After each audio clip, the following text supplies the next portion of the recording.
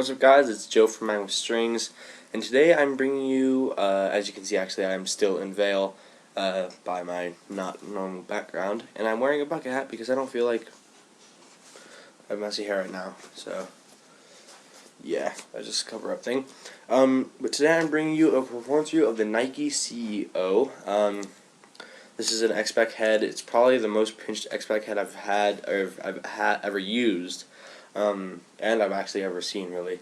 It's got this, I think it's 6.5 inches or 6 inches at the top, and then that 3 down in the throat, that makes it X-Spec.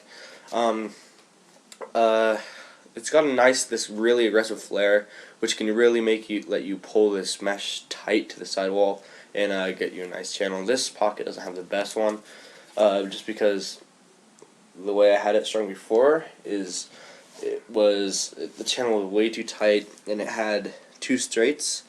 There was another one right here, right on this row, and it was way too whippy, and then I adjusted it and the channel was even tighter, so I had to change the pattern up a little bit.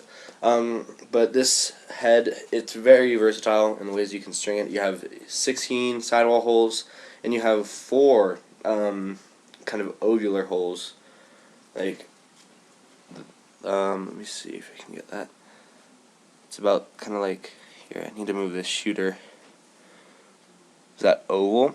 And then the rest are just circular, but those are great for, getting your double knot in and your double loop, so you can pull that mesh right tight to the head.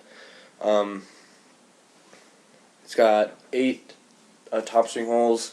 I think that they could fit leathers. I've never tried to before because I've never really strung traditional. And then there's 4 kind of oval-ish, rectangular, kind of like the top string holes. There's 4 bottom holes that can get a tip lace through. I haven't tried it on this head, but they look as if they could.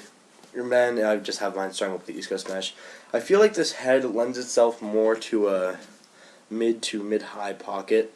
As you can see, kind of like other heads, like the Hawk, the deepest point of the head is very high up on the head, like maybe right here, so that you can get that really deep high pocket, and without the offset that the Hawk doesn't have, you can get that hold.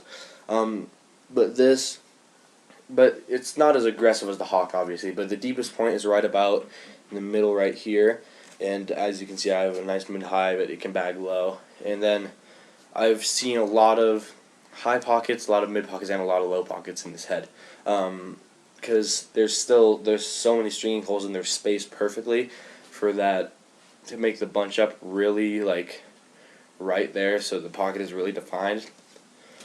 But yeah, so the sidewall design, this head, I've heard that, I see a lot of people facing off with it.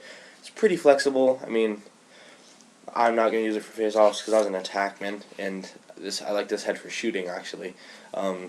It's got a nice flex on the scoop right there, so and then it can flatten out for ground balls, and then that flex right there, it'll snap, and it'll make add a little snap to your shot. And then it's got a really simple sidewall design. It feels like they could have made it a little bit less heavy, a little bit lighter by hollowing this out right here. It's actually solid, and it's kind of weird, actually. I'd rather that they would have hollowed that out, Nike or STX, because STX actually makes all the Nike heads. And also up here, the same case, if that was just hollowed out a little bit higher, then I wouldn't think that would compromise too much structural integrity.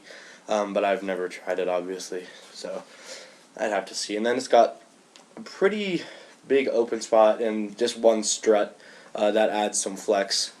And it's actually not that flexible sideways, though, until you break it in.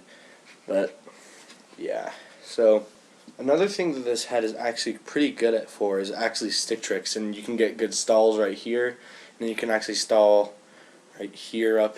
Like, I've done it before. I know it's not as popular, but you can get a good stall right here because of kind of the weird flare, and it actually holds the ball really well. For the throat design, it's got just the Nike logo right there, nice Nike silver and white ball stop. Those are really nice. one thing I didn't like about this head is how high up the screw hole is, close to the bottom of the throat. Or not the bottom of the throat, the bottom of the head.